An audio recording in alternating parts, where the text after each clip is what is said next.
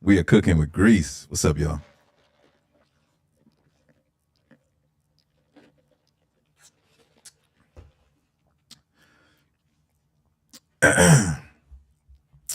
What's up? What's up? What's up?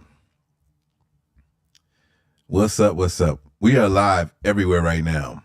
So for those of you who are on Instagram and for those of you who are on TikTok, I'm shutting off TikTok and I'm shutting off Instagram in 5 minutes. In 5 minutes, everybody will have to be on youtube.com/ICGREEN. What up, Vance? Listen, I'm shutting off Instagram and TikTok, and we're going live on YouTube only for this conversation, The Power of Your P. Now, I have a huge female fan base that tunes in or whatnot, and there's a conversation, but this is also a conversation for the fellas as well. The power of your P. What up, Shade of Pink? What up, fam? Good to see you, man. Good to see you. The power of your P. That's where we're at. Listen, when you join on YouTube, make sure you hit the like button. Make sure you share it. Make sure you say something. What up, Natural? Make sure you speak to me when you join it. But we're going to have a conversation tonight. Lindy, what's up? Lindsay. I like that. It's a very different spelling. But we're going to have a conversation, y'all. The power of your P. What up, Wisconsin? What up, Sheila? Yeah. Where you at, Vance? Were you still in Atlanta or no? Edward Tommy, what's up? Yep. Yeah. I appreciate that. Marcella, yeah. Nah, we not doing that, Floki. We're not doing that. There you go, Edward Tommy. Yeah, that's what's up. I appreciate the follow. Yeah. Ty Master, what up? Listen, the conversation tonight is the power of your P. Clarissa, what's up? We're going live, y'all. We're going live on YouTube only. This is an exclusive. What's up, Nisi? Britt, we're going live on YouTube only. So it's youtube.com/ICGREEN and the numeric 1. What up, Skin T? Yep. I'm giving us till 11:10. 11:10, and I'm cutting off TikTok and I'm cutting off Instagram. We are going live only. I heard you, Foxy. We're going live only on YouTube. It's a YouTube exclusive conversation, y'all. The power of your P. What up, LM? I see you. Listen, I'm gonna pin it right here. I'm gonna pin it on TikTok so y'all can see what the address is. TikTok.com/ICGREEN1. That didn't turn out how I wanted to, but that's it in a nutshell. If you're tuned in on Instagram, if you're tuned in on TikTok, we're going live on YouTube. This conversation is called The Power of Your P. The power of your P. It's a YouTube exclusive. No, you're on TikTok. No, you're fine. You're fine where you are. Hey, what's up, Stacy? This is an exclusive, you guys. Exclusive conversation. The power of your P.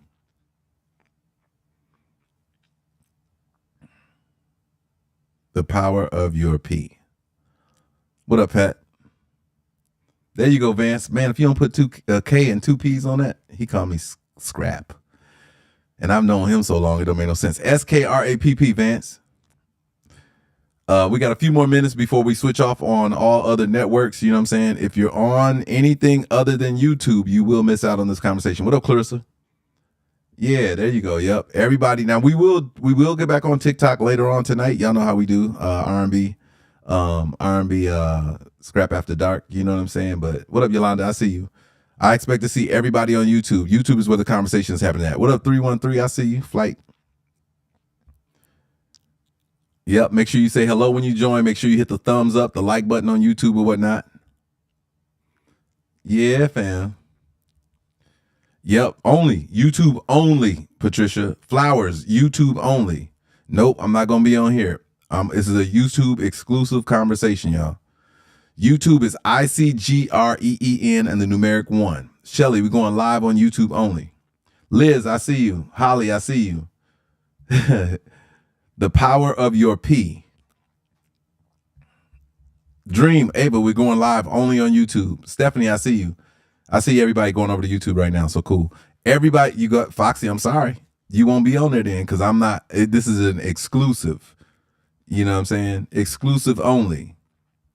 Exclusive only. Exclusive only. Yeah, there you go. Exclusive only.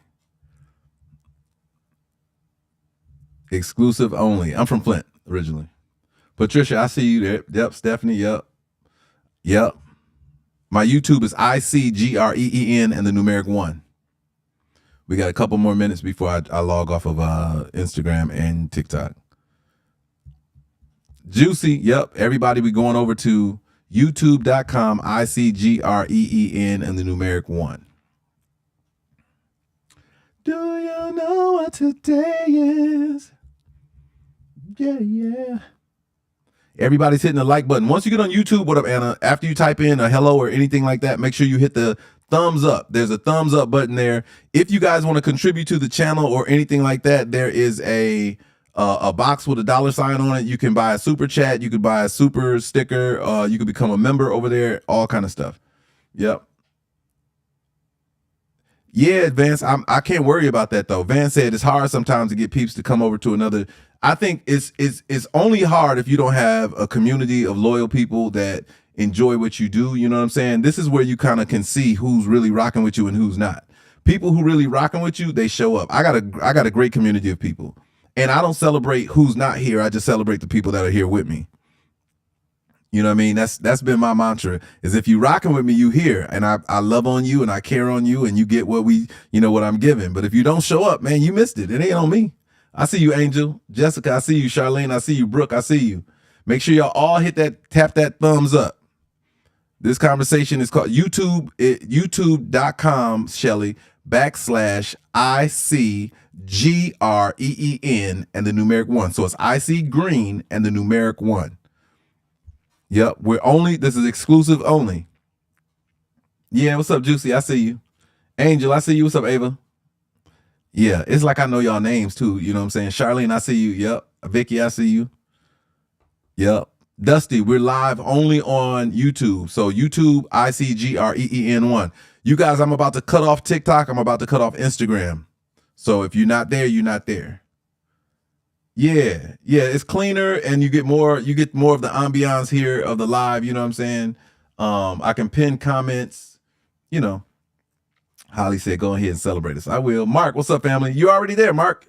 Mark, you're tuned in from Facebook, and if you want to go straight to YouTube, it's ICGREEN and the numeric 1. YouTube.com, ICGREEN and the numeric 1. What's up, Classy? Yep. So Instagram, I'm about to get off of Instagram right now. I'm gonna give a couple more minutes and I'm getting off of there so we can get into this conversation. I know, Brenda. Thank you so much. Look, I'm gonna post that, Brenda. Brenda said, you are loved, Skrapp. Why, thank you. Brooke, what up? I forgot this is my government name. That is hilarious. Yeah. Sharonda, I see you. Chantel, we're live on YouTube only. ICGREEN and the numeric 1. YouTube, Blue Eyed, we're live on YouTube. We're not going to be on TikTok or Instagram. Live only on there is this will be posted so you can so one of the unique things about YouTube, and one of the things I really like, is that it posts directly to YouTube, and then you guys can clip sections and comments that y'all want. Chantel, you got to get it. That's the only way you're going to watch me tonight. She said, I don't have it. I'm sorry. You should download it real quick. Join ICGREEN 1 or wait for us to come back for Skrapp After Dark. Yep, no TikTok, Mary. Only YouTube. Ebony, I see you. Yep. This is it right there. So anybody want to share it out, it's IC Green 1 right there. It's on the screen. For those of you who are tuning in from Twitch, from those of you who are tuning in from Facebook, it'll be live on those still. But as far as TikTok and Instagram, it won't be. Yep, no TikTok. All right, Chantel, I'll be back on shortly. It'll be about like an hour maybe or so. And we'll be back on TikTok for Skrapp After Dark. I know you want to jam out or whatnot. So I'm getting off of Instagram right now. I'm ending Instagram. So nobody, if they missed it on Instagram, they missed it. Melinda, I see you. Yep. The power of your P. Vivian is ICGREEN and the numeric 1. There go Dusty, yeah. So let me get off of this. Let me close that. No more Instagram. Yep, there you go. Can't find the live. It should be, I should be lit up. It should be like a LIVE right underneath my name. Just tap on that. Or look at the very first top left button. Juliet, I see you. Yeah. What up, Shonda? Juliet, yeah, I saw you over there. Listen, this is it. I'm about to log off of TikTok. For anybody who's not on my YouTube channel right now, hey, Naomi, we're live on YouTube only. Yep, it's live on YouTube only. I'm about to log off of TikTok right now. I told y'all y'all got to be finding my stuff. Listen, Sheila, type in www.youtube.com /ICGREEN and the numeric 1.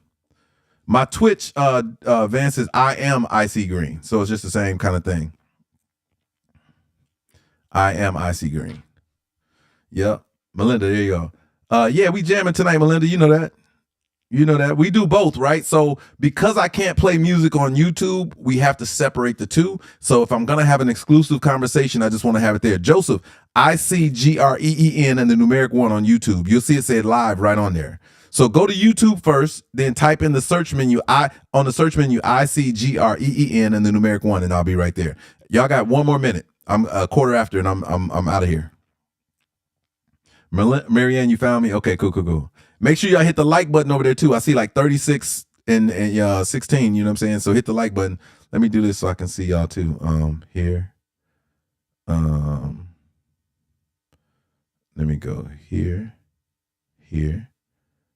Well, let me see. There we go. Here. There we go.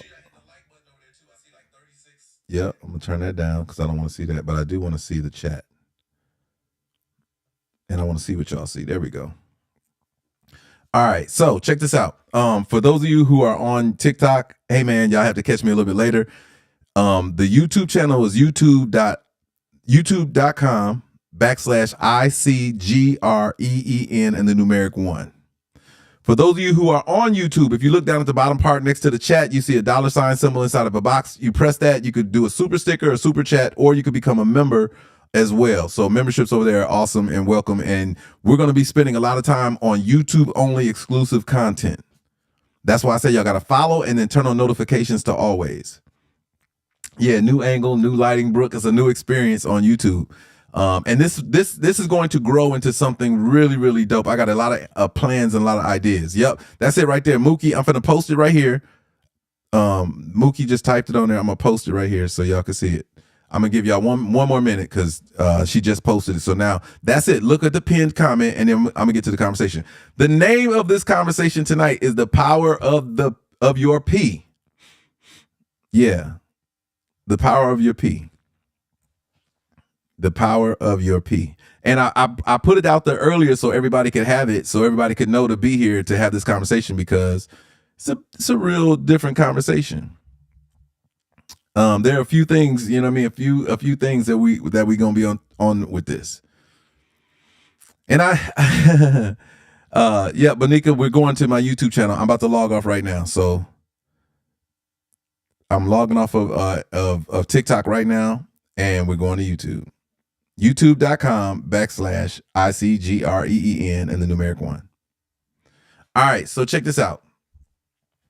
It dawned on me today. I was talking to a friend of mine, and she was communicating to me how she's in a situation where she just, she met a new guy, probably like less than a month in time. Mary, I see you. Yep. Met him and in less than a month, you know what I'm saying? They've, he's visited here. He's from out of state. He visited Atlanta and they went on a trip together. Now, for any of you who are newly dating, newly getting into a situation, whatever, you have to, if you really want to speed, into how a relationship is going to work or how things are popping, just go on a trip. It don't have to be a major trip. It ain't got to be like something where you're traveling out of the country or something like that. Just go on a trip where you got to stay the night in the same vicinity. You know what I mean? Go somewhere for 2 or 3 days. You know what I'm saying? If you're in Atlanta, go to Savannah. If you're in Atlanta, go to Gatlinburg. You know what I'm saying? Go to a couple of places. I see you, Vivian. Go to somewhere where it's just the two of you, so you can explore how you ain't got to be, listen, there's no requirement for intimacy or nothing like that. I know that the premise is, I took you on this trip, it's going down. No, y'all need to have an understanding before you go, that's just a getaway to get to know each other a little bit better. As you do that, you'll find out some remarkable things about each other. First off, you'll find out hygienically how a person presents, what they do and what they don't do, their habits, they're good, they're bad, things like that. You'll find out if they have the capacity to hold conversations in the midst of not really doing anything. Of course, you're going to have excursions and things that you're going to do whenever you go somewhere, places in the city. Like if you go to Savannah, you're going to try the food, you're going to go for a walk, you're going to go to buy scat, and you're going to do some different things to make the experience what it is, right? In the midst of that, communication, the way your communication style will come to the forefront. You know what I'm saying? Those things will come to right into your vision big time. You'll understand it. And you'll, at this point, understand what you want and what you don't want, what you like and what you do like about a person that you're spending that time with, right? These times in the beginning are when you inquire about what adjustments or changes or things that you want to have happen. And this was where the power of your P comes into place. Now, if you are a man, the power of your P is the power of your plan. The power of your plan should consist of what your intentions are for this woman that's going to be with you and how you're going to move forward and how you're going to interact with her. Because if you don't have a plan for the woman that you're interested in, there's no direction. There's nothing for her to follow, for her to respect. And it's a challenge when you enter into a situation and you can't lead that woman where you want to go. So men have the power of their plan, and you need to have one in effect. So when you're out there and you guys are on vacation, your plan should be to understand her better, understand her strengths, understand her weaknesses, and see if you have the capacity to help in any of those situations, to be strong where she's weak, to kind of, guide and to kind of help assess what's going on. Now, you got to be a player on the team, but you can't be the coach.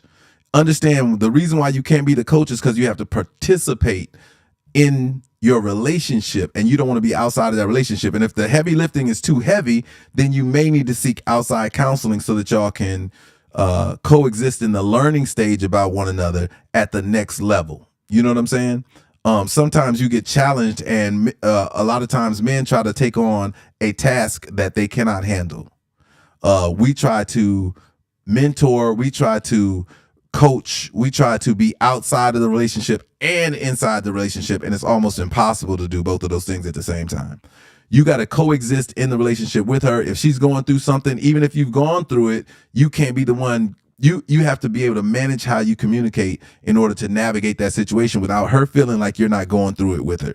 Too many times leadership doesn't involve themselves in how to lead. Y'all seen bad leadership is when they tell you what to do. When it's bad leadership is I. And in those situations, it's usually that. You know what I mean? That the guy is saying, I would do this, I would da. Versus leadership, great leadership says, we should think about this. Let's see if we can exhaust these ideas in these situations so that we can get through whatever we're trying to get through, because it's the plan. You understand? The plan. On the flip side of that, ladies, the power of your P is so many levels, right? But let's talk about the one that I know y'all all came in here to talk about, and the one that y'all all use, whether you know it or not, is the power of your, and I'm gonna call it pleasure. All right. I'm not gonna call it, I'm not gonna use the other word, but I'm gonna say the power of your pleasure ability, right? To whom much is given, much is required. Okay. To whom much is given, much is required. You guys have immense power. You're some of the strongest individuals on the earth, despite what anybody else may say or think. You have immense power.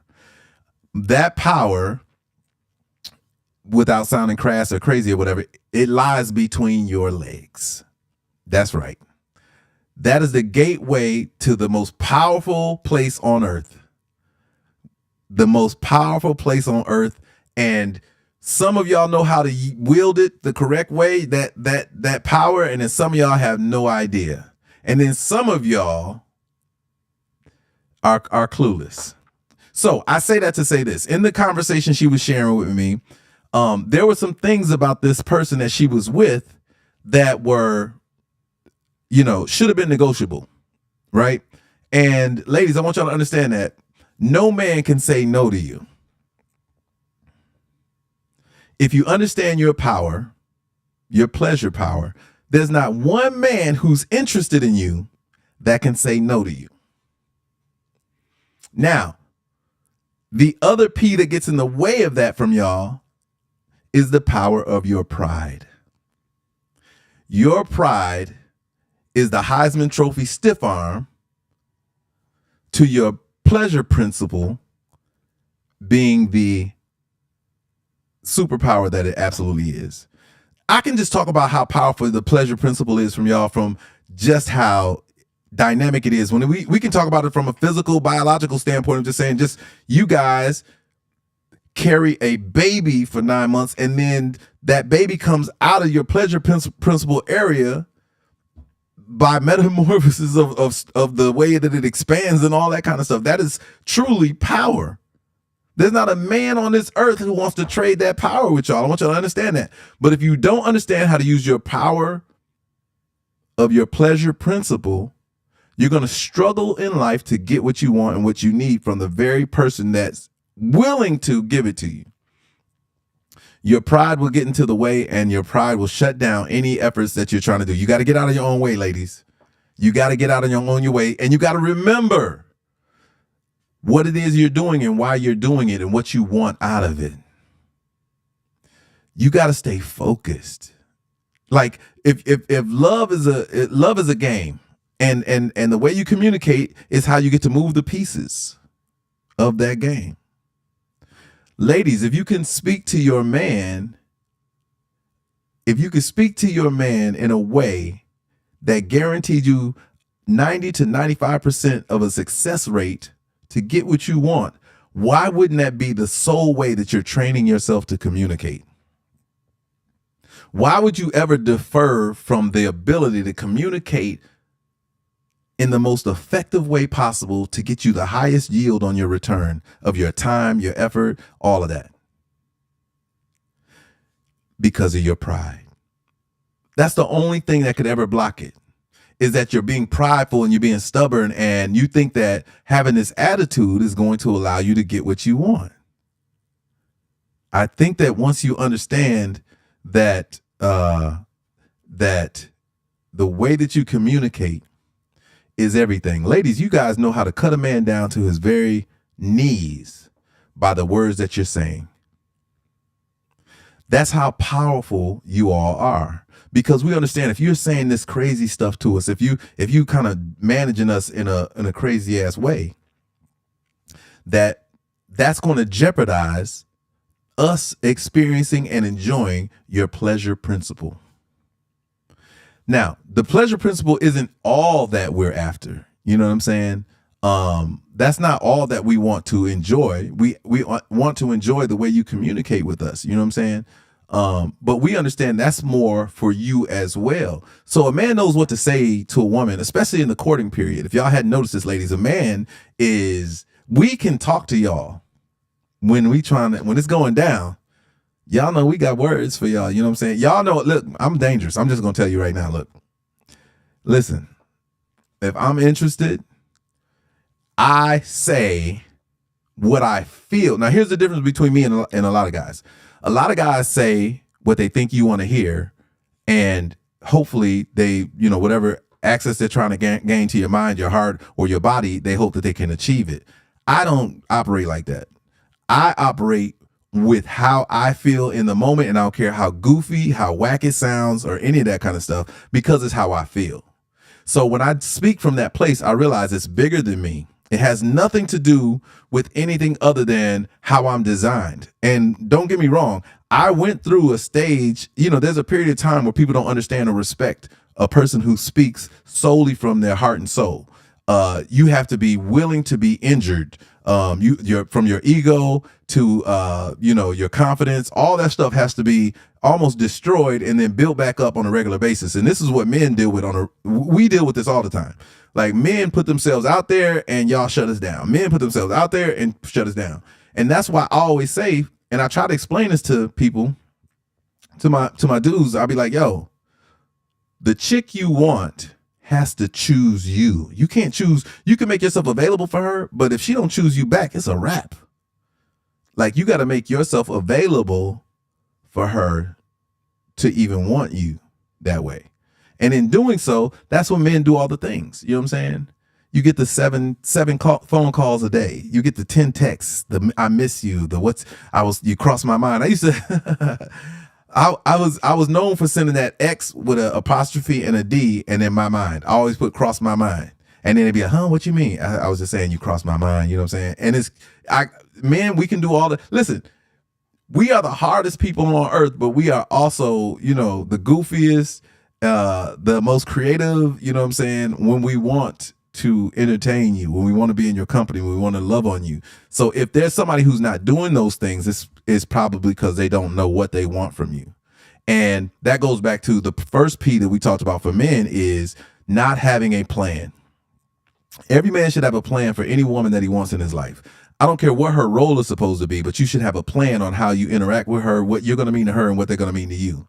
You know what I mean? That's important. Ladies, you all hold your pleasure principle as the be all of being with you. But I'm going to tell you, real men don't cherish the pleasure principle as much as they treasure your psychology. Real men are after your mind. Just saying. Real men are operating on the control center and not the control mechanism. I can leave right now. Y'all know that's it. That's the end of the show. I can go right now. Y'all need to soundbite that and use that, because that's really it. The control center over the control mechanism. We want your mind. Angel said, I'm here all week. Real men want your mind. Why? Because your mind controls everything. It controls how you communicate with me. So if I'm treating you and your mind, and I'm grooming your mind to understand how I operate, what works best for me and what can work best for both of us, we can have a success rate that's out of here. A great conversation goes a lot further than intimacy. I'm sorry. Intimacy is dope. It's the icing on the cake. But if it's with somebody you can't even talk to or kick it with, man, y'all seen this. Look, y'all seen the story. There are several men who have been intimate with women they can't stand. The baby mama drama comes from that. The baby mama drama comes from men who have laid down with women who, like y'all said in the chat, are attractive on the outside and empty when it comes to what's going on from their head and underneath. You know what I'm saying? Period. And that's an education that men have to understand. And if men start positioning themselves to, manage the mind and that's going to be a trend. That's going to be something where women say, well, I got to bring more to the table than just my body. You know what I mean? I got to bring more to the table than just my words. Than just my body, than just my physicality. And you see women who lead with their physicality, and they end up being in situations that they regret. That y'all hear it all the time. The man is controlling, because most men are insecure. And I'm going to say this, and I don't care who listens. Most men are insecure when they get what they want, the person that they want. They are the most insecure because they only get to the point of understanding what they ask for on the physical side, not realizing that there's an element that comes with, on his side, what he has to be. You got to be strong to deal with a beautiful woman. That's inside or out. You know what I'm saying? You got to have the mental capacity to understand that your woman isn't only going to be liked by you just because you're with her now. Every man's going to want your woman just like every man wanted her before. And it goes back to what I said. When a woman that you want chooses you, you have nothing to be insecure about. Because women don't want to be players. Women don't want to be out here, giving it all away and doing all those other things. The only thing that we can do to allow them or put them in a position to do that is to get caught slipping. And that's why you have to make sure that the person that you're with, you can communicate with, that you talk to, and that they have a higher learning, socially and educationally and financially and spiritually. You want to have all those dots connecting. But again, in places like Atlanta, I don't know where everywhere else, in Atlanta, and in most metropolitan areas, speed dating is let's go on a date and then let's start making out, and then let's play the game of how far can I go?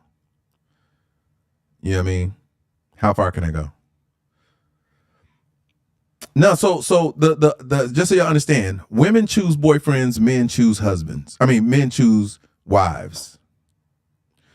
Women choose boyfriends. Boyfriends choose wives. So y'all understand how that works. So the courting period of y'all being boyfriend and girlfriend is the part where you fortify the ideas that got y'all together in the first place. If the courting period is right, then you can get to a place where the longevity is in sight. You can see that you want to spend the rest of your life with this person and that it's going to be enjoyable. That's the element of that is missing from a lot of these situations is that it is enjoyable. You understand? Like, there are a lot of people who are with people that they can't stand. There are a lot of people who are around people that challenge the happiness that they say they want. And pride gets in the way a majority of the time. People are very prideful, and all they have to do, what's up, Jim Seeker? All they have to do is be less prideful. Remember what it did. Remember what got you in the position that you're in. Those things still work. The memory. Listen, fellas, if you're in my live right now, I want you to understand that women have a vast memory. They remember everything. Oh my God, do y'all remember everything? They remember everything. So if they remember everything, then you have a storage center of all the beautiful things you did that captured her heart. You got to dial that back up. You got to put that back in play. You know what I'm saying?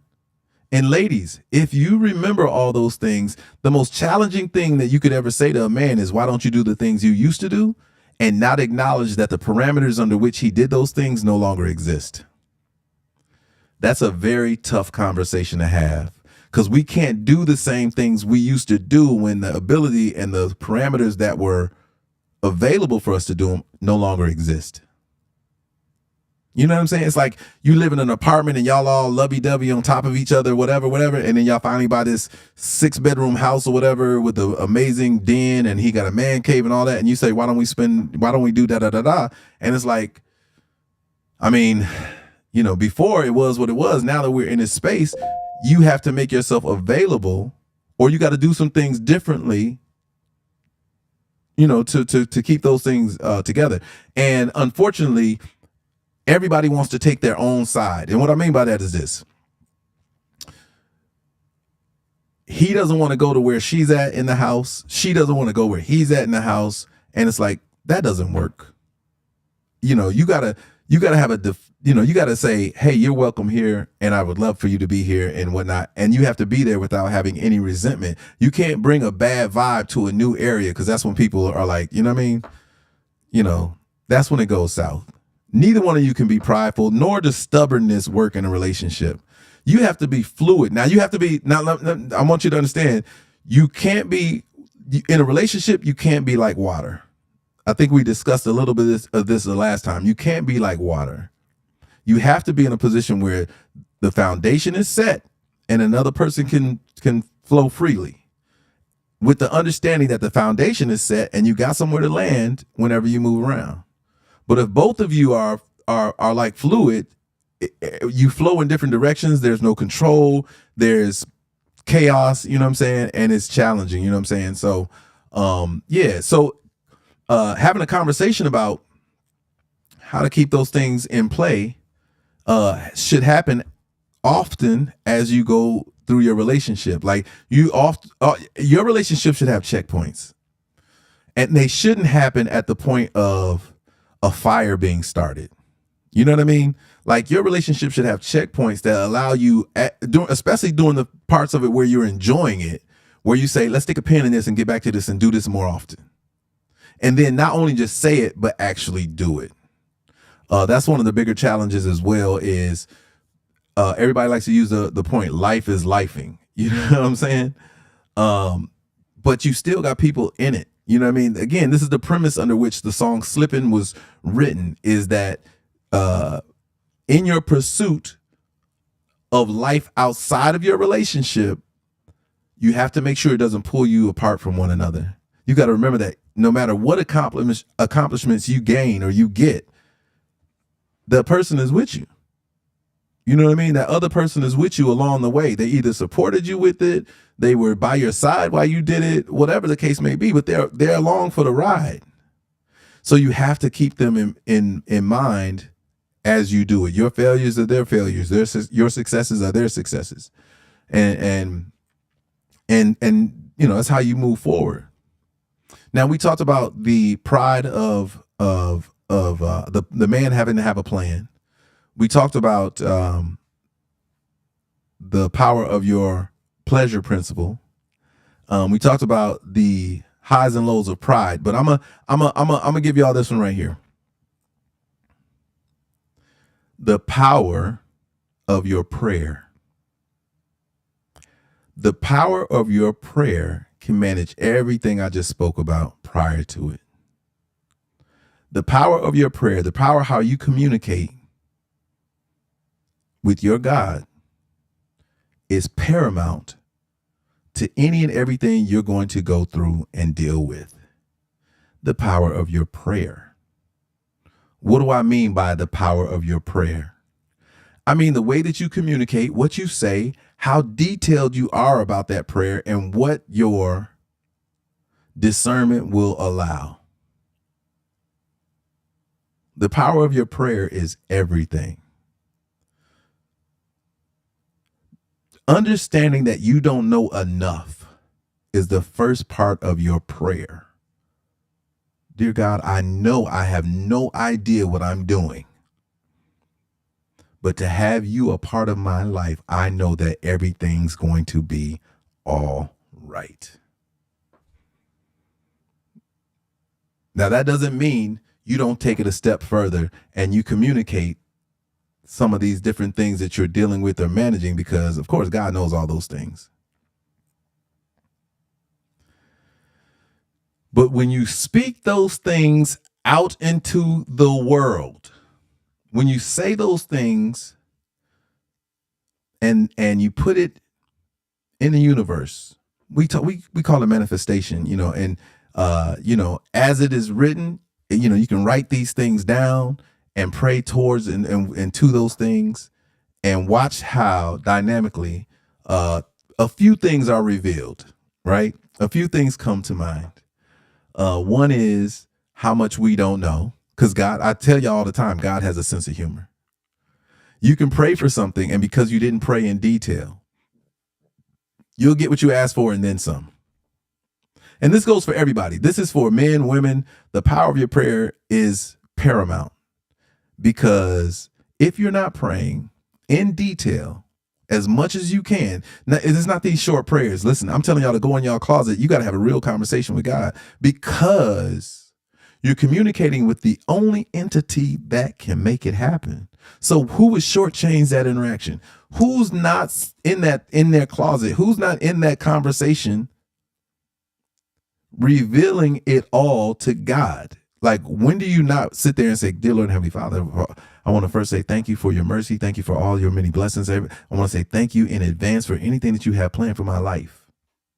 I know I don't know it all. I know I'm not capable, but these are the things that if I have to ask for something, as you said in your scripture, if whoever asks it, they will receive it. These are the things I'm asking for. And you got to be detailed about it. You got to say, dear, if you're praying for if you're praying for a man to come into your life, what kind of plan, what kind of man you praying for?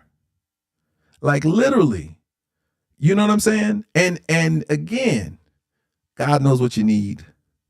He also knows what you want, but it ain't real. Your wants aren't real until you put them out there. Until you say it, they ain't real. Until you on your hands and knees say, dear Lord and Heavenly Father, I want a woman who can understand me and communicate. And that's another part. It's knowing what to ask for. Y'all been in relationships. Every last one of y'all done dated somebody before. Y'all know y'all strengths, y'all weaknesses. Y'all know their strengths and weaknesses. You know what you can manage and what you can't. But I don't know if y'all are praying on both sides of the coin. You have to pray for the pros and the cons.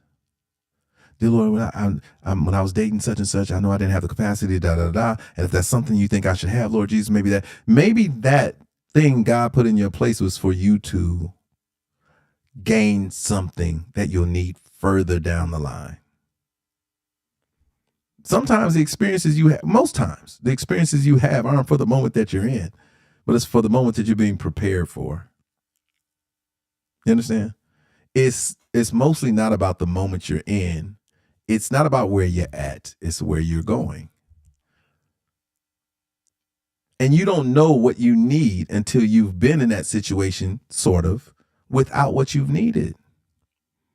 You don't know that you needed, a tent and a sleeping bag and the ability to make fire until you've gone camping and not had those things. So when you're in these relationships, if you don't have takeaways, y'all should be honestly, like, I know y'all don't do this, and this is I think this would be like an awesome practice for people who really want what they want out of relationships, is when you get out of a relationship or while you're in it, ladies, y'all used to carry diaries and stuff like that. I think they were very powerful. I think y'all should write down what you like about the situation that you're in. You need to keep a rolling, listen, for the even for the woman who's dating a lot, write it down. You know what I like about this and such? He's this and that and this and this and that. But what I don't like is that. Is it just me? I put it at the bottom of everyone. Is it just me? Am I tripping, or God revealed to me what it is I'm supposed to see about this? And as you manage, you'll start realizing there are commonalities in the men you choose. There's commonalities in the way that you act and the pros and cons of all that stuff. And you start understanding yourself better. Period. Now, men, we know what's wrong with us because y'all tell us. There hasn't been a relationship that most men have been in where they've broken up with somebody that they weren't told all of their faults. You know what I'm saying? We grow up like that. You know what I mean? We grow up like that. We grow up with women telling us what we ain't. You ain't this. You just da da da da da. If you was da da da da, you da da da da. Oh man, you know what I'm saying? Men, we get it all the time. But listen, similar to that conversation I was having the other day about the young lady with the breath. If you wasn't there, I'm sorry you missed it. I don't want to go back into it. But when I spoke to y'all about, I was like, I couldn't tell her. You know what I'm saying? Like, even though it was what it was, most men don't tell y'all what's going on. They communicate in a relationship what their needs are and how if you make certain adjustments, it'll improve the quality of the relationship you're in. Most ladies, listen, most times y'all had a conversation where a man would say, well, if we could just do this or if we could just do that, we'd be cool. But y'all, consistency is a hard challenge for most people who are comfortable being the way they are. And the excuse that we hear that I don't agree with is that one where people say, well, that was how I was raised. Listen, for anybody who tells y'all that, for anybody who communicates with y'all and says, well, that was just how I was raised, you need to look them dead on in the eye and say, that doesn't make it right. And if you're saying that as that's where your degree is at, your degree is in how you was raised and not what you've learned since, then we're going to have challenges because I'm going to need you to adjust. I'm telling you, what you're doing doesn't work for this scenario. Now, it might have worked when you was growing up, and it might have worked with some other girls or whatnot. But for the woman that you're with right now, for the woman that I think you want to keep, for the person you want to hold on to, that doesn't work. And I really extend that to people who try new things on new people. When a girl or woman tried something new on me, I'd have to ask them, I have to stop and be like, was that something you experienced in another relationship? And they'd be like, no. And I'd be like, well, why are you doing it now? Because it's not working now either. Is this something that you just wanted to try out? You know what I'm saying? You start realizing that you are becoming that you're a guinea pig for this psycho that you're in a relationship with. Because who tries new things on people, see it doesn't work, and continue? That's a character flaw. That's a social illness that you have to identify quickly and say, look, we need to turn away from that. That ain't working. You know? So we have to have the ability to listen to one another and make adjustments accordingly. We all have them. When you are relating with somebody who most times didn't grow up with you, around you, doesn't know your family, doesn't know your family history, doesn't know the dynamics in which you grew up, you have to adjust. You have to be open to adjust because we didn't grow up together. You know, I don't, you grew up in New York, I grew up in Michigan, and we did things a little bit differently. Y'all didn't have grass, for crying out loud. Like, even that affects how you communicate and look at what I got going on. Y'all don't, people who in California and Florida, y'all don't get snow like we got up north. So the way you communicate and act, just period. I always thought this, right? When I met people from California and, like I said, Miami as well, who very rarely experienced the changing of all 4 seasons, I thought something was wrong with them folks. I was like, you don't know adversity till you've had to deal with the 4 seasons. Like, you just deal with 3. And really you deal with 2, hot and cold. That's it. It's either hot where you at or it's cold where you at. That's it. Them the only seasons y'all got. But up north and in places all across the north of America, you deal with rain immensely. You deal with snow crazily. You deal with dumbass heat in the summer. You know what I'm saying? And you deal with beautiful springs and falls. You know what I'm saying? And so that adds character. That adds, and that's why people like Midwest people so much, is because we don't take a whole lot of it. We don't look at it all like it's crazy. You know what I mean? Because we've dealt with the adversity of it all. Adversity adds character. That's why people from up north in the Midwest are very attractive, is because they've experienced what you've experienced and then some, and we have a different appreciation for certain things. You know what I mean? So we have to manage, we have to deal with each other differently. But how you pray about what you want should be based off of your experiences. And if you have a short-term memory problem, I think my advice about the notebook or the diary or whatever you're going to need to continue to remember, it should be there. Because too many times, listen, one of the greatest tragedies is when you forget what your involvement is in the relationship. Now, as a person who's talked to different people in their relationships and communicated with singles, my conversation is what was your contribution to the demise of the relationship? I always ask people that. I have to. What was your contribution to the demise of your relationship? If your relationship failed, what did you have to do with it? And when they say it wasn't me, it was him, I say you're delusional. And we got to go back to day one now. Now we got to examine, and I have to help you see what your contribution is, because it's a relationship where 2 people are relating. And if you don't see yourself in the relating, it's probably because you didn't understand how to communicate. You missed the assignment. And that's why y'all broke up, is because you didn't understand how to relate. You know what I mean? If you can keep that at the forefront of what you're going through, is that you're relating to one another. Like, your job in the relationship is to continue to relate. And the minute that you aren't relating, you need to readjust. Because in order for you to have been in a relationship with somebody, there was a point in time where y'all were relating harmoniously. You got to look at you got to be Sherlock Holmes. You got to go back and investigate where the challenges came in at. And if you can understand where the challenges came in at, then maybe you can make some maybe you can make some timely adjustments. Now, I want you to understand that saving relationships is time, sensitive. You got to pay attention to, you got to, listen, man, love, especially in this day and age, is fleeting. Man, it's like Usain Bolt. That love be out if you're not paying attention, and it'll sneak out from underneath you without you knowing it. Next thing you know, you look up and somebody is already relating to somebody who is doing and feeling and bringing the energy that you didn't know that you were supposed to bring. You have to be engaged in your relationship and hypersensitive, but not to the point where you are also contributing to the demise of the relationship. Yeah, you got to make sure that that you're tuned in. And again, just so y'all understand, tuning in, just like self-esteem, is very singular when it comes to couples. And what I mean by that is this: your relationship and the nuances of your relationship are yours and yours alone. Has nothing to do with anybody else outside of the bond that you and that other person create. What works for you probably won't work for me, because we all different.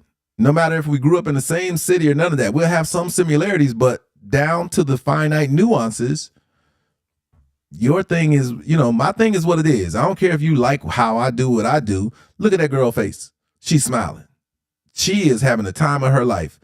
And we tailor-made our life and love experience together. I don't care what y'all be over there eating cereal with just water. Y'all don't even use milk. Yeah, but do you see somebody complaining? Everyone here loves that. Just because you use milk, you know what I'm saying? It's that, you know what I'm saying? Your life is tailor-made for you, and you got to be in the business of making it. But you can't get on an island when you do it. Now, let me help you understand why. When you get on an island, you typically remove the things and the elements that made you what you were when you met the person that you're with. Most men who are controlling and want to manipulate you like crazy have to separate you from everybody that was there in the beginning. Unfortunately, it's easy to identify a man or a person. They ain't got to just be a man, but a person that's going to be controlling and manipulative, because they want to remove everything that was around you when they met, not understanding that that's going to cripple you. If you ain't got those people around, guess you can't go talk to nobody. You can't get a discerning conversation going with somebody. You can't ask somebody about what's going on. They can't communicate. They can't check on you. They can't care about you the way they used to. It's real trippy. Y'all seen movies like that too. You know what I'm saying? Where a man has put a woman on an island and she's got nobody to turn to.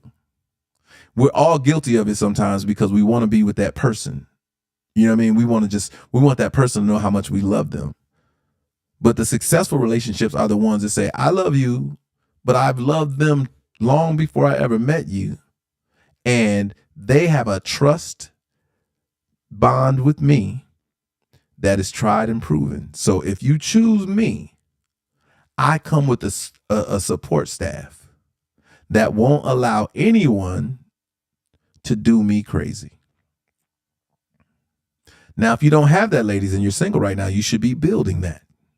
You should be finding your friend group of trustworthy people, and you need to get started, because a lot of them ain't trustworthy, and you need to identify that immediately too. Y'all know it's probably one or two of y'all in here, right? It's more than that. It's more than one or two of y'all in here that got friends that y'all wouldn't take y'all man around. And that's cool, because that's not their function. You know what I'm saying? That's not their function. Keisha said, but isn't that the point, to isolate the person? For people who want to control and manipulate, yes, they want to isolate you so that you're easy to manipulate. You're easy to control. You'll acquiesce to a lot of the nonsense because it's just you. You don't have a discerning point of conversation or anything from somebody else. You know what I'm saying? It's happened a lot. Like I can tell you, it happens as you start dating and you just want to be with that one person. But the truth is, you need to take that person around all your people too. We don't have we don't have the capacity to understand most of the people that we bring into our lives or their intentions or any of that. That's why we got to have a team. Nothing happens without a team. I'm sorry. Man, it's such a lonely existence to go through life without a squad. I'm just going to tell you, each one of us has been in that place before, and you have not enjoyed your life. I'm sorry. I know it. I know people like, I'm good by myself. I'm done. Yeah, but you was better when your folks was around because you had people who understood your life experience. They understand what your goals are. They know what you went through. They've been there for some of the trials and tribulations and the triumphs that you've been through. That's an enriched group of people. That's a society that you want to keep and be a part of. Like literally, you have to maintain that. But so often, we get caught up and we end up putting ourselves on an island. We end up allowing ourselves to be alone, or with just them because they love you. There's people who loved you before you met that person. And it's an injustice to the relationship when you deny them the opportunity to continue to support you and to be there for you, and to only, you know what I'm saying? Like it's, I just think it's big that you gotta have a friend group. And a friend group is people that y'all travel with, y'all go on trips, y'all go to dinners, y'all play games, y'all visit each other's homes. You know what I'm saying? Life is fun that way. I'm trying to tell you, it's just an enjoyable experience. And as you're doing that, you know what I'm saying, you're encouraged to go and do things and become more successful, maybe work on stuff together, whatever, but to enrich your lives so that you all can participate in sharing, your spaces with one another. You know what I'm saying? Sharing those opportunities. Like over the past few years, just when I think about my homies, you know what I'm saying, we be planning trips. We got to we get out, we go do things, you know what I'm saying? And it's important because it enriches our bond. Now, if you're dating somebody in the course of doing that, it should enrich your bond with them as well, to see how much you care about the people that were in your life before they got there, and they'll respect you for it. And you have to include them in it as well. It can't be something where you distance yourself to be with these other people and you leave them out of it. That's not cool. It's a shared experience, this life that you have moving forward. You know what I'm saying? So I would tell you all, if I had to just summarize this, the most important thing to be conscious of is the power of your prayer. That should be something that you work on a daily basis and manifest it in your words. My mother used to wake up I just remember as a kid, man, every day my mother used to just wake up and I'd be in bed or something or whatever, and she just starts screaming, "Thank you, thank you, thank you." And I, you jump out of bed, you'd be like, "What?" And she was thanking God every single day.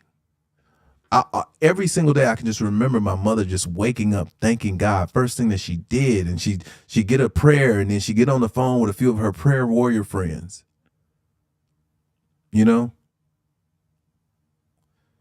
And I know they were praying for me. I know they were praying for my brothers and my sister. I know they were keeping a covenant around our lives. Yeah, Dandruff. I know they were managing us from a spiritual place. You need friends like that. You need friends that you can call up and share a good word and, keep that spiritual bond strong. It's crazy because most people don't identify with that their friends are spiritual people. Like when I say that, they don't interact from a spiritual place. And I understand you don't want to come off as judgmental. You don't want to come off as holier than thou, but I don't think you should care. I don't think you should care. Natural, one way to get trustworthy friends is start praying for your friends when you get on the line. That's how you do it. Pray for your friends. No, it's not that. Pray for your friends, though. That's probably one of the greatest things you could do, is get on the phone and pray with your friends. It should be stopped. I think I just fixed it. But pray for your friends. Then, if there are men in your life, you should absolutely ask and understand what their plan is. I know I was joking the other day when we was online, we were on TikTok, and that couple was on there, and I asked him, I asked her, I said, "You got brothers? Have they asked him what his plan is for you?" That's a real question. What is the plan for the men in your life? Now, the plan doesn't even have to be about you. Yeah, I saw what it was. It was something else. Angel, I appreciate it. I see it. The plan sometimes doesn't even have to be about you per se. You know what I mean? But you need I appreciate that big time. It needs to be somebody who has a plan. The men in your life should have a plan, whether it be for you or another woman or whatever, but they should have a plan so you understand where they're going and you can help navigate that with them or help them stay on track, whether it be with you or for somebody else. Just like Dr. Dander just said, he's just trying to help a brother. That's what the sentiment should be when you're asking a man, hey, what's your plan? What you got going on? And if a man without a plan, listen, it's funny because the same young lady says she cut off another guy because he didn't have a plan. He didn't have a direction. He seemed like he was floating. It's powerful that when the man or men in your life have ambition, a goal, and a plan. That's powerful. Now, the other one is the power of your pleasure principle. The power of your pleasure principle. I didn't hear the answer, Patricia, but the power of your pleasure principle. Ladies, y'all have immense power. It can be used for good, or it can be used to undermine. It could be used to lift up or to your own detriment. Women who use it as a controlling mechanism to, and withholding and all those kind of things. It's just a hard existence that way for you and the people that are in it. And especially if it's a person that you want to share that with. There are many women who hold it back from somebody who they've given it to prior and that they enjoyed giving it to, but because they have an ill intent or, a really strange way of trying to navigate to what they want. I think, listen, y'all have all the power. Most men, we know that, and we typically try to help manage that in terms of we try to just be, we try to give you every reason to continue to love on us. The men who don't, either you've done something or they've gotten to a point where they've resented it, you know what I'm saying? And it's not something that's high on their priority list. And that's a very hard area to be at in a relationship with somebody like that. It's a very difficult place to manage, especially if your tool for access is your pleasure principle. At that point, he is saying that won't control, us as much as you using your pleasure principle for what for what it is. It's to nurture our relationship and keep our physical bond tight, but it's still the mental bond that's going to overpower everything. And that goes back to the other P, which is the pride. The other P is pride. In order to have the relationship you want, you got to dismiss that kind of, to pride. The pride comes before the fall. If you think that your thing, whatever you got going on is better than what I got going on, it's going to be a bad way that we communicate. I was having a conversation with somebody and I was trying to explain something, and I asked a question, they didn't answer, and then they came back with a statement of their own. I said, hold on. I said, you can't really expect me to listen to what you just said after you just didn't answer my question. And then the question was, are you going to answer my question? And the response was no. And then it was like, well, don't talk. What am I listening for? What kind of control mechanism is that you think that you can say that you won't talk, that I can't, that my opinion, that my conversation isn't worthy of a response, yet you can just railroad it. Ladies and gentlemen, I'm going to tell y'all cannot allow people to control the dynamic that you have. You have to keep the balance. You have to. An escape mechanism that people use is they try to answer your question with a question. I'm going to tell y'all how to stop that right now. The minute they do it, you have to identify exactly what's happening. Say, hey, you can't answer my question with a question because my question doesn't get answered by your question. Think about it. You ask a question, you want an answer, and that answer can't be a question because that alludes to me not getting my answer. And that's a game people play all the time. And you want to manage that. These are just tools, you know what I'm saying? Tools in the conversation of of the communication battles that most people have.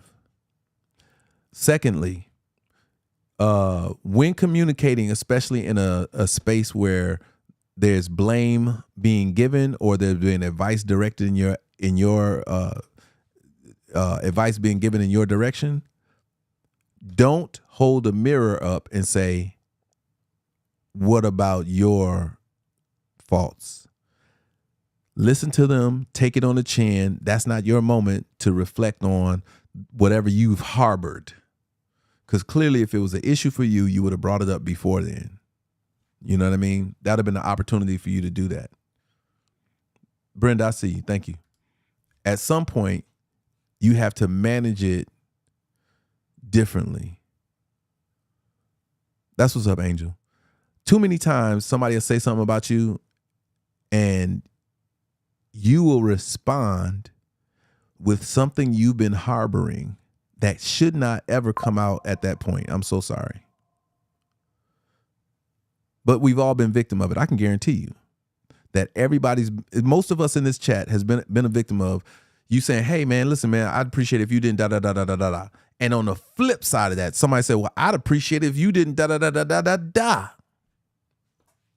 You have to stop the conversation and say, hey, we can't continue. I'm sorry. I even brought it up. Go ahead and tell me about your problem. And they're going to look at you like, what? What just happened? What? Oh my God, they just played a Uno draw 4. Damn, what just happened? People don't want to take accountability. And you can identify those people who don't want to take accountability when you present them with your inquiry or your concern. And before they acknowledge your concern, they're so quick to bring up something about you that you say to yourself, you've been holding on to that for a minute. You've been sitting on that for a minute.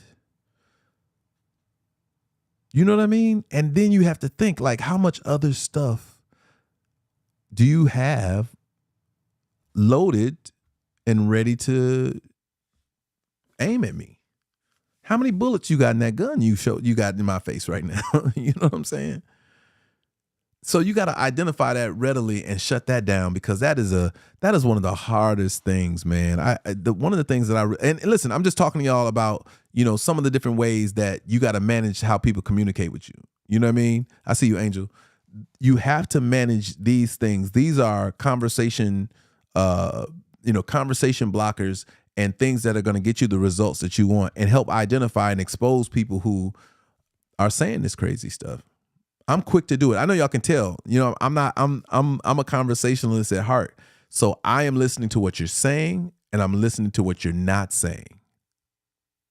I'm identifying with how quickly you are to take accountability and then how quickly you are to run from accountability. And once you show me enough, and I'm sure y'all are the same way, once a person shows you enough that whenever you say something about something they're doing, that they're going to hold up a mirror and try to show you something you're doing, you're going to stop saying stuff to them about it. You start saying, what's the point? And then what you realize is y'all don't really talk about much because you can't interject what's going on with them to help them, help you. Because ultimately, the only reason why you're complaining is because you want things to be better.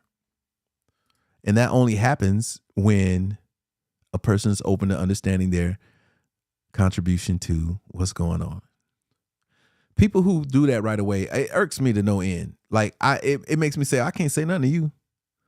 Yep, people that are waiting to say hurtful things. I'm sorry. I don't know if that's a good thing or not, Keisha, but hopefully it's a dope thing. You know what I'm saying? That you know what I'm saying? I hope it's dope. Yeah, ammo used for deflection. So you got to identify it though. So again, I'm about to wrap up, but I just wanted to give y'all a few tips to understand how to manage folks. And when you communicate, because a lot of us are ill-equipped to manage it. You know what I'm saying? We keep going through and having these same conversations with people the same kind of way, and we keep doing the same kind of stuff. And at some point, you have to say, I want things to be different. And it starts with the way that I communicate first. Remember, you can't change people. You can only change yourself. And in changing yourself should, in fact, change the way people have to interact with you.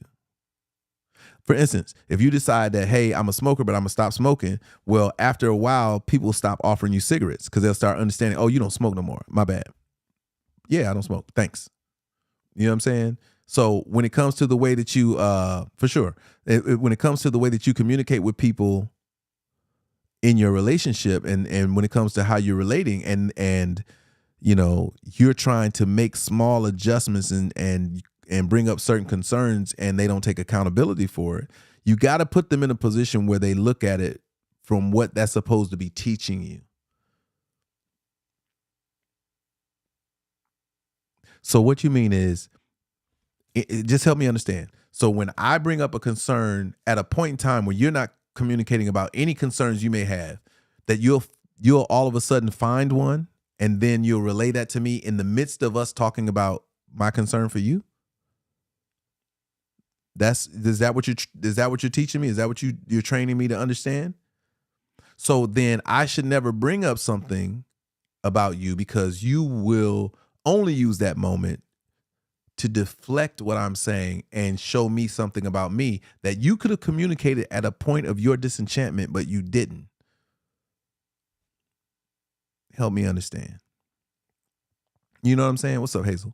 That's the dynamic in how you have to relay these concerns to people, because again, everybody swear they're educated, but education isn't what you know as much as it is what you can comprehend. You know, it's not what you know, it's what you can comprehend and remember. There's a lot of smart, dumb folk.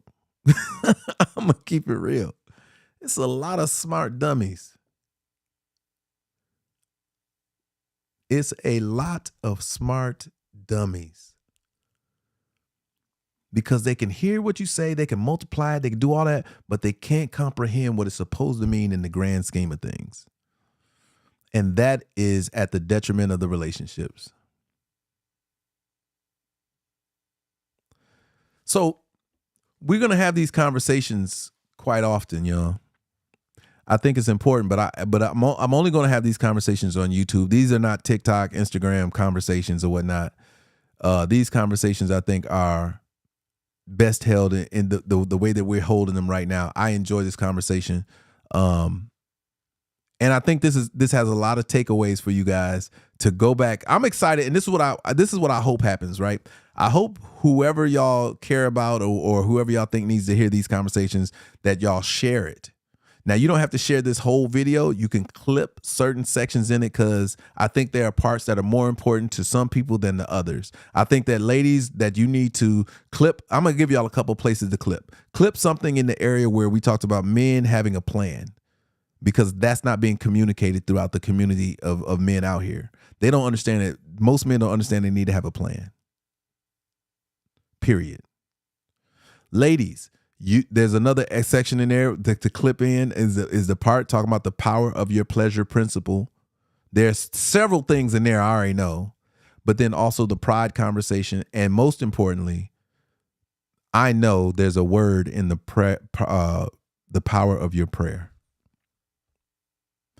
So I look forward to this probably being one of my most viewed clips and videos, and most shared videos and whatnot, because of how important this conversation is to us as humans and how we interact with one another. And then those tools at the end, I know some of y'all gonna have to replay it just so y'all can start administering those tools when people try to communicate to y'all all crazy, and to stop people in their tracks that don't try to take accountability. And is a point where you should be taking accountability too, to say, what is my contribution to the outcome of the situation that I'm dealing with? What is my contribution to the results that I'm getting right now? And if you don't see yourself in it, you really need to step back and take a good look, right? Because we all contribute one way or another.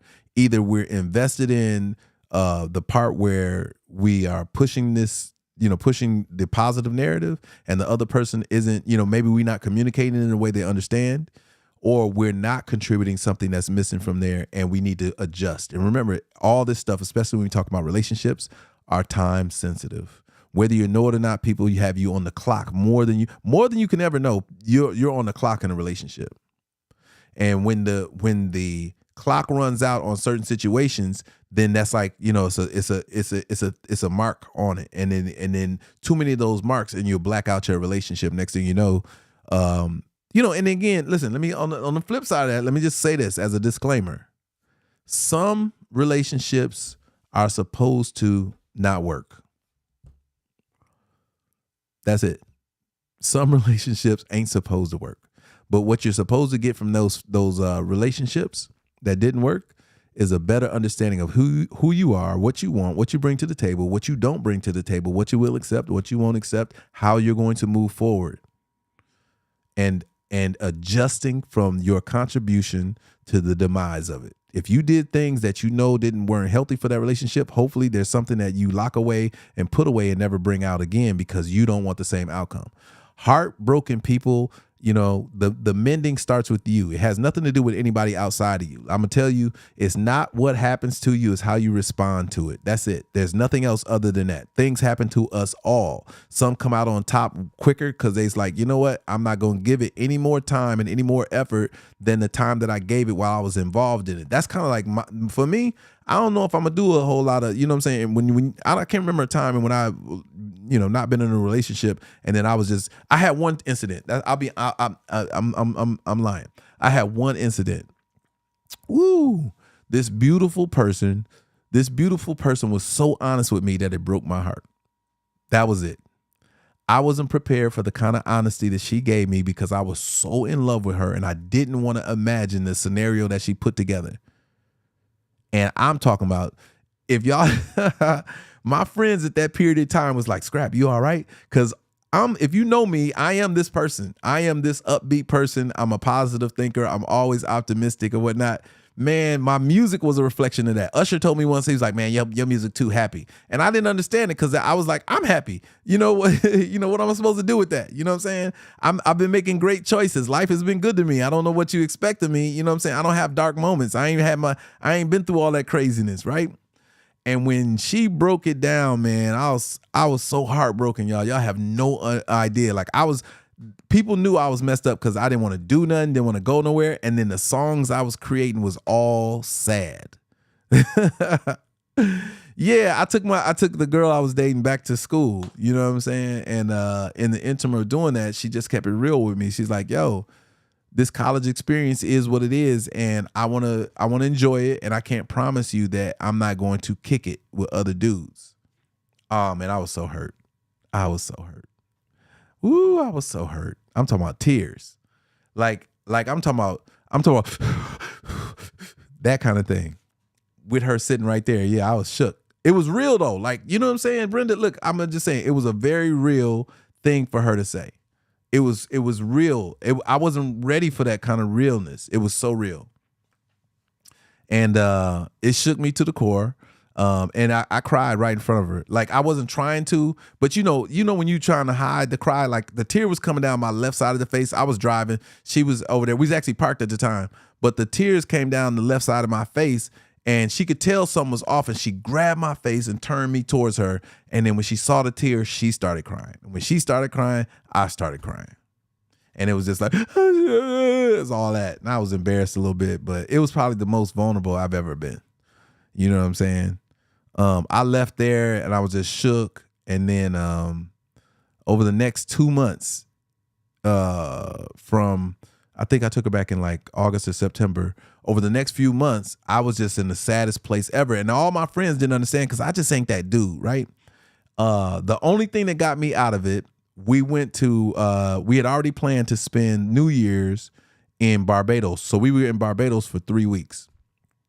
And it was the ugly cry, Dusty. So we flew to Barbados and we're having an amazing time, but crazy stuff was happening the whole time we were in Barbados. And one of the things that changed it was I almost drowned.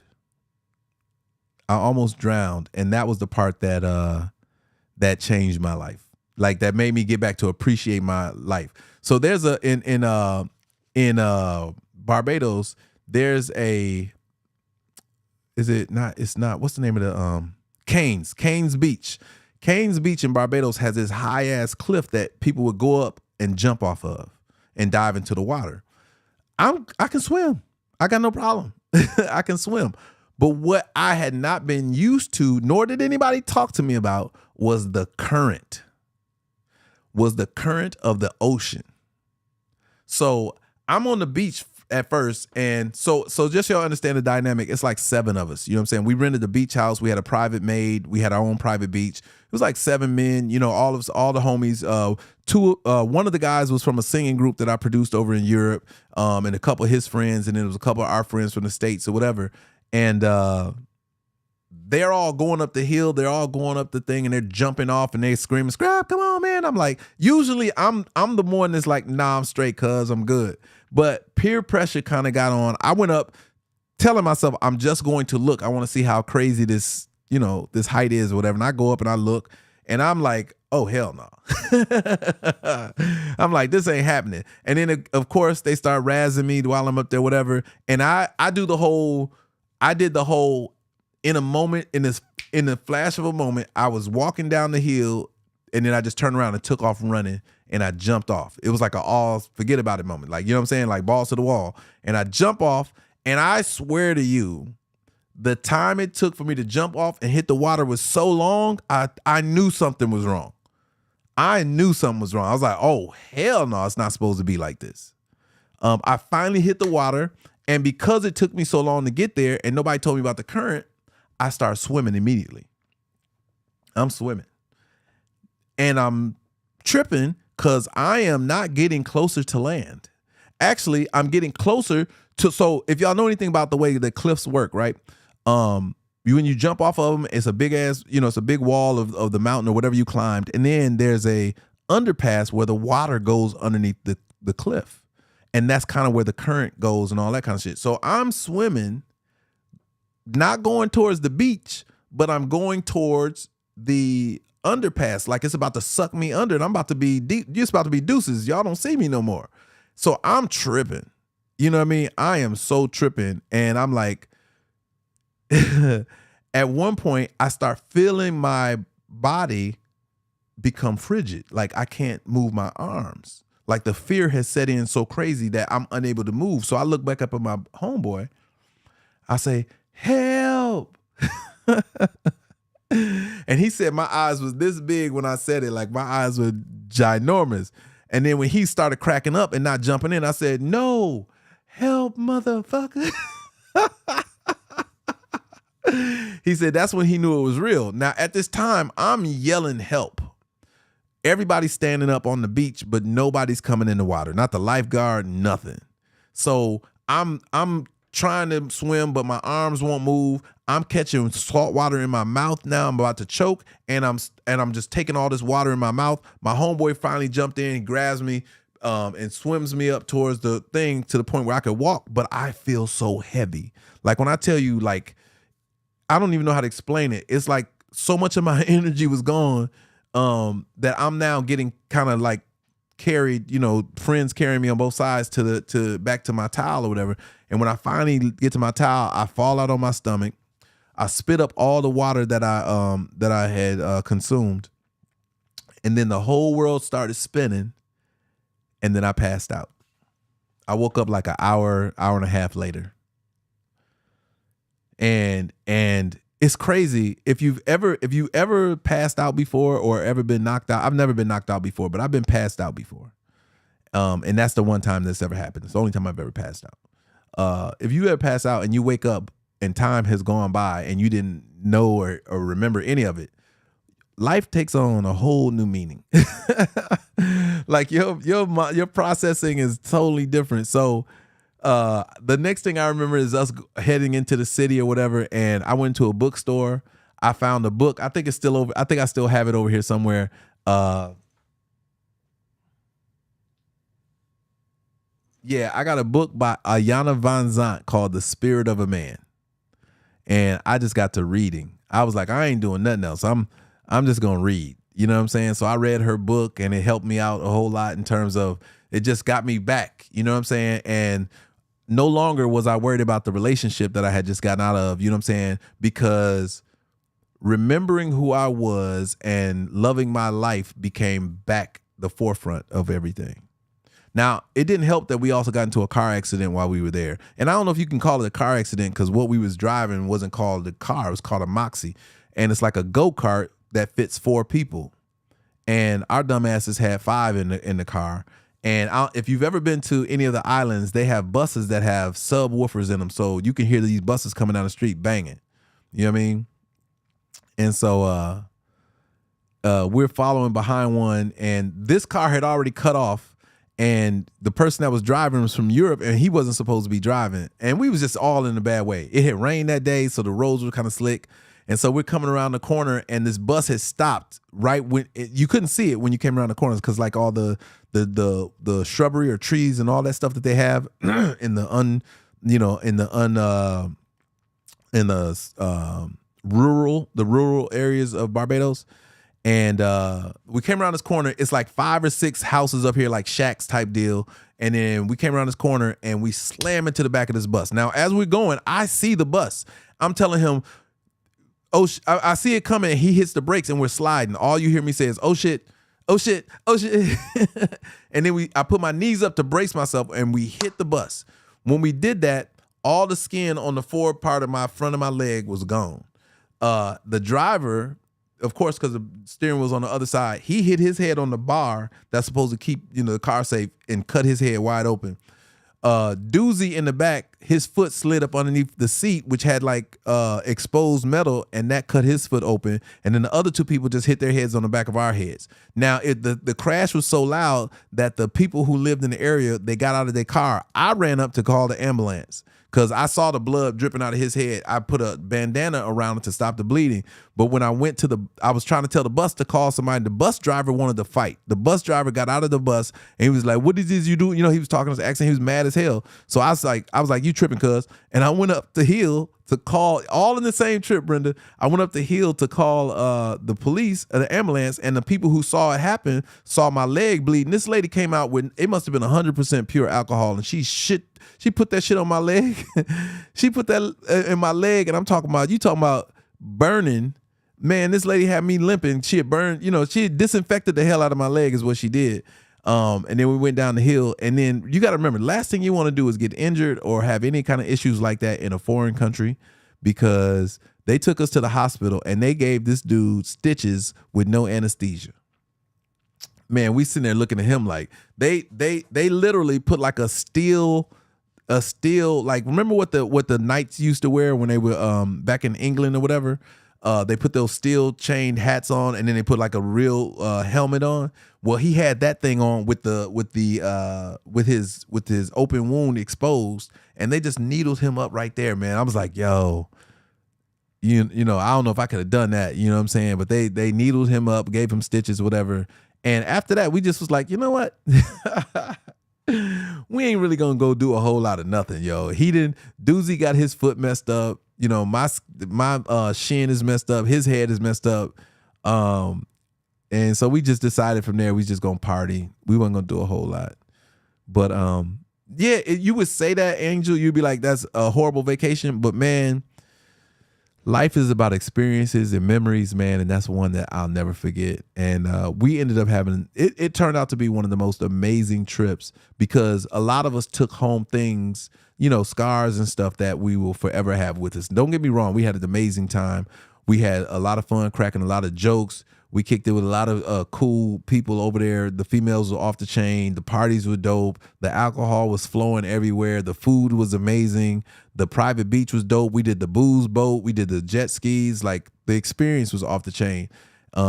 Yeah, I know everybody wrapped in bed. I think that if you come back from a trip and you don't have something to remember it by like that, did you really have fun? Like, did you really turn up? Did you have the time of your life? You know what I'm saying? That's kind of what, not saying that you should do that, but those are the things that make life memorable, when you have those experiences and those bonds with people who will forever have be a staple in your life. Yeah, Stacey. Ultimately, I came back from that trip refreshed with a whole new understanding and respect for life. And I got back to work. You know what I'm saying? Everything was beautiful. And the crazy part is, when she came back from college you know, she was still in love with me, you know what I mean? And when she came back, I don't know how I felt, you know what I'm saying? We tried to put some things in place or whatever, but I think I had outgrew that situation, you know what I'm saying? I was what to me I thought was like pure and, you know, amazing and exclusive for me. It changed when we had that moment at her school. And so from there, I left there and I adjusted. I wrote a song about her and everything, man. I might play it tonight. I might play y'all a couple of the records that I wrote during that time. I think they're available. I wrote one called Love Will Drive You Crazy. Oh, I know that love will drive you crazy. Cause I never felt this way about a lady. And then I had another one called is it I believe I can see it's love you. Somewhere. It's called Somewhere Out There. But somewhere inside of me, deep down in my heart, I know that we are not happy. It was crazy. Like I wrote the song, don't get me wrong, I'm still a dope songwriter. So even when I was dealing with those issues and it's not really my wheelhouse, I put something together. You know what I'm saying? I put something together. But listen, so anyway, I didn't want this live to be as long as it was, but I know it was necessary. Yeah, that is why, Clarissa. That is exactly why. I'm gonna post that from Clarissa. Clarissa said, you have had a lot of different experiences. Is that why you are so wise? Absolutely. But it's not just from having the experiences. I'm an analytical person. So I am not afraid to examine myself nor examine the situations that I've been in and my contribution to them or my lack of contribution to the outcome of them. You know what I'm saying? So yeah, I own the experiences that I've had, but more so than that, I examine them. If you're not looking at your life and the things that you've gone through and saying, what was I supposed to get? What's in it for me? And how can I help anyone else avoid that? These experiences in my life, that's not for me. You got to understand your life is not for you. Your life is for everyone you know and anyone who comes after you. This life, the one thing that they should be telling everybody is like your life, you are supposed to live the most unselfish life, especially when it comes to information, because ultimately your contribution to first and foremost, your contribution to your family, then your contribution to your friends and your contribution to strangers is what your life existence is about. It's not what you came into this world with, it's what you leave behind when you are no longer in this world. What contributions for me, it's always been about legacy building. I realized that, and I got that from my mom. My mom sold into so many other people, and sometimes to her own detriment. She would look out for others. And I realized one of my mentors was, Bernard Terry, one of my mentors. He just basically said, this knowledge is not yours to keep. And this is why he was so free giving with it. And the way that he did it made me better. Like it made me dive in. Like, don't give people the answers, give them the path. And along the path, they may find other ways to get to the answer, or they'll have their own experiences that expand the answer. That's it for tonight, y'all. That's all I wanted to give. I think that was the best way to leave it, is for people to understand how information is supposed to be transmitted and shared and communicated with. And no better way than to leave it with my mentor's comment. In this live, he really sold into me in my career and helped me find my way without giving me the way. And in that, it taught me the ability to interpret and comprehend different things that I'm able to share with y'all and kick it and have fun with y'all with. So shout out to everybody who's in the live tonight, man. It's so important that we get together and we have these conversations. I hope you guys have some takeaways from it. Big shout out to any and everyone who not only use their social digital currency, which is liking and sharing. And for those of you who are going to clip and share clips, that's social digital currency. I appreciate everybody who decided to spend some of that social digital currency. But for those of you who went above social digital currency and converted it into actual currency, that helps the channel out a lot. I appreciate anyone who donated anything financial to this live and to this chat. I appreciate it. And anybody who does that in the future, just know that I know where your heart is at. And I appreciate every and any little thing that you guys do. Everything matters. With that in mind, I know there's a community of people waiting on me on TikTok. If you're not on TikTok, we're about to fire up TikTok and we're about to play some music and get into some jams for a little bit. and go from there. But for anybody who asks y'all, y'all got a conversation that y'all can share with them about the power of the P. This is not goodbye. This is to be continued. I will see you guys on the next broadcast.